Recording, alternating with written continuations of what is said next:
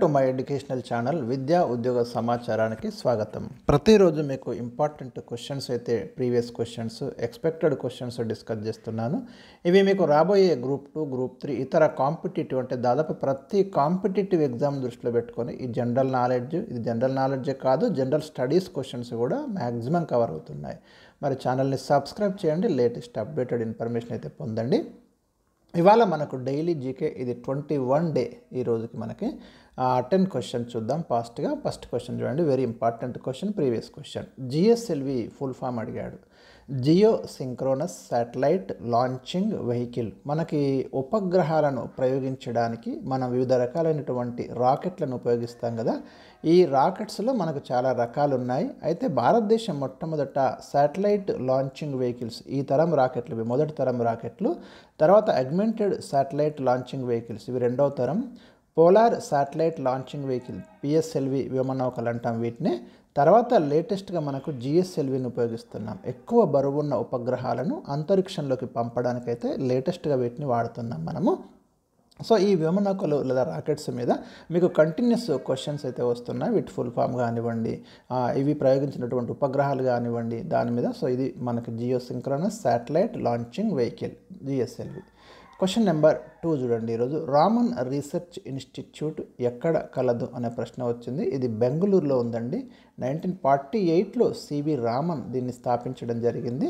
CV Raman తన కాంతిపై ప్రయోగానికి మరి నోబెల్ ప్రైజ్ని అయితే తీసుకోవడం జరిగింది. ప్రతి సంవత్సరం మనం ఫిబ్రవరి 28ని నేషనల్ సైన్స్ డేగా సెలబ్రేట్ చేసుకుంటున్నాం. రామన్ తన ప్రయోగాన్ని ఆవిష్కరించిన రోజు అది. సో రామన్ రీసెర్చ్ ఇన్స్టిట్యూట్ మీద క్వశ్చన్ మనకు టీజీపీఎస్సీలో ఉంది. మీకు 2024లో ఉన్న క్వశ్చన్ అది. G20 ఎప్పుడు ఏర్పాటు చేయబడింది? ఇది 1999లో G20 అయితే ఏర్పాటు చేశారు. ప్రస్తుతం దీంట్లో 19 దేశాలు మరియు European union, African union, 2 unions కూడా ఉన్నాయి ఇక్కడ. Next question number 4.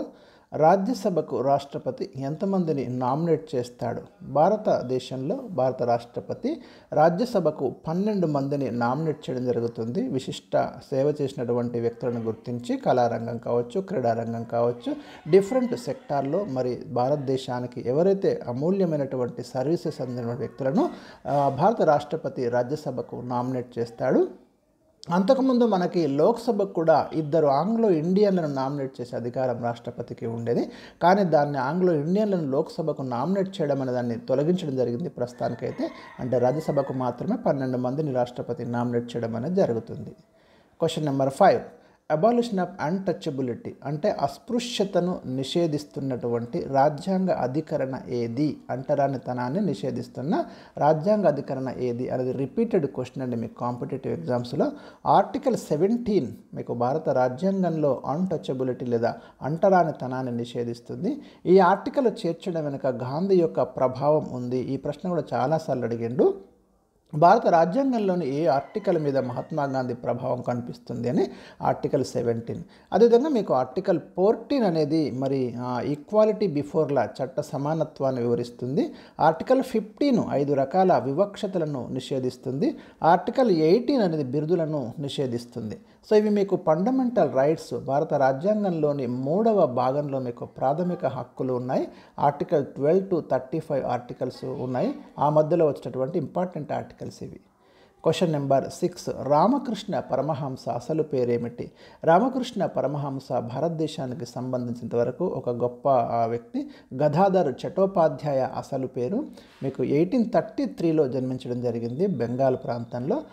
Ramakrishna Paramahamsa యొక్క శిష్యుడే వివేకానందుడు.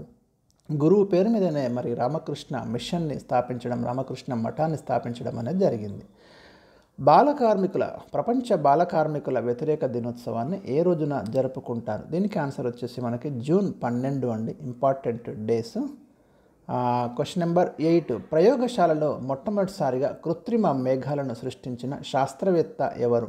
ఆర్టిఫిషియల్ క్లౌడ్స్ అంటాము. చార్లెస్ థామ్సన్ రీస్ విల్సన్, స్కాట్లాండ్కు చెందినటువంటి వ్యక్తి. రీసెంట్గా మనకి ఇండియా మిషన్ మౌసమ్ అనే ఒక ప్రాజెక్ట్ను తీసుకుంది. అంటే ఖచ్చితంగా వర్షపాతాలను అంచనా వేయడము, క్లౌడ్స్ని నియంత్రించడం అనే ప్రాజెక్టు మీద మనం కూడా రీసెర్చ్ అయితే చేస్తున్నాము. సో ఆ సందర్భంగా వచ్చినటువంటి మా వార్త ఇది. భారత్ పాకిస్తాన్ మధ్య సింధు నదీ జలాల ఒప్పందం ఎప్పుడు జరిగింది? వెరీ ఇంపార్టెంట్ క్వశ్చన్ ఇది. 1960 సెప్టెంబర్ 19న భారత్ పాకిస్తాన్ మధ్య ఈ సింధు నదీ జలాలకు సంబంధించి ఒక అగ్రిమెంట్ అయితే జరిగింది. ఇక్కడ మధ్యవర్తి ఎవరు అంటే ప్రపంచ బ్యాంక్ అండి. రీసెంట్గా ఇండియా పాకిస్తాన్కి ఒక నోటీస్ పంపింది. ఈ సింధు జలాల ఒప్పందాన్ని సమీక్షించాల్సి ఉంది అని. దీనికి ఇంకా పాక్ స్పందన చూడాలి ఎలా వస్తుందనేది. ఈ అగ్రిమెంట్ మీద సంతకాలు చేసింది ఎవరు అంటే ఆ రోజు జవహర్లాల్ నెహ్రూ అండ్ పాకిస్తాన్ అధ్యక్షుడు ఆయూబ్ ఖాన్ అయితే ఈ అగ్రిమెంట్ మీద సంతకాలు చేయడం అనేది జరిగింది. మోస్ట్ ఇంపార్టెంట్ ట్రీటీ ఇది ఇండియాకు పాకిస్తాన్కి మధ్య, ఈ ఇండస్ రివర్ యొక్క వాటర్ డిస్ట్రిబ్యూషన్ గురించి. నేషనల్ డైరీ రీసెర్చ్ ఇన్స్టిట్యూట్ ఎక్కడ కలదు? ఇది కర్నాల్లో ఉందండి, హర్యానాలోని ఇంపార్టెంట్ ఇన్స్టిట్యూట్ అనేది. అంటే భారతదేశంలో ఉండే ప్రముఖ ఇన్స్టిట్యూషన్ మీద క్వశ్చన్స్ వస్తున్నాయి. సో ఇది ఇవాళ 10th క్వశ్చన్.